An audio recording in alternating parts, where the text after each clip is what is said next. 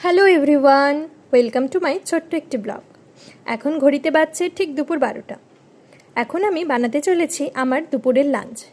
আর হ্যাঁ, আজকে লাইটের শ্যাডোটা একটু বেশি পড়ছে, তাই ওটা ইগনোর করো, কারণ আজ এই শ্যাডোর সঙ্গে ভিডিও করতে হবে। তো রান্না করার আগে প্রথমেই আমি আমার চুলগুলোকে ভালো করে গুছিয়ে নিলাম।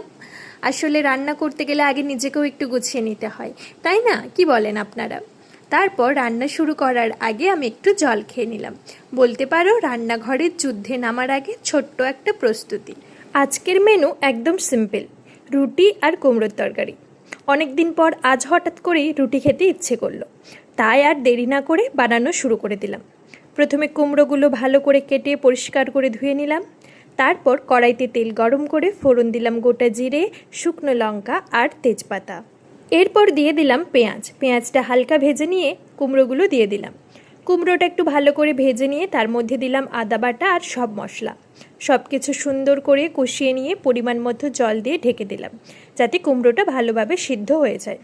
এদিকে তরকারি রান্না হচ্ছে, আর অন্যদিকে আমি শুরু করে দিলাম রুটি বানানো। আটা ভালো করে মেখে এক একটা রুটি বেলে তাওয়ায় সেঁকে নিলাম। গরম গরম রুটি তৈরি হতে দেখলেই কিন্তু খিদেটা আরও বেড়ে যায়। এই তো তৈরি হয়ে গেল আমার আজকে সিম্পল কিন্তু দারুণ টেস্টি লাঞ্চ, গরম গরম রুটি আর কুমড়োর তরকারি। চলুন তবে আজকের ছোট্ট ব্লগটা এখানেই শেষ করছি।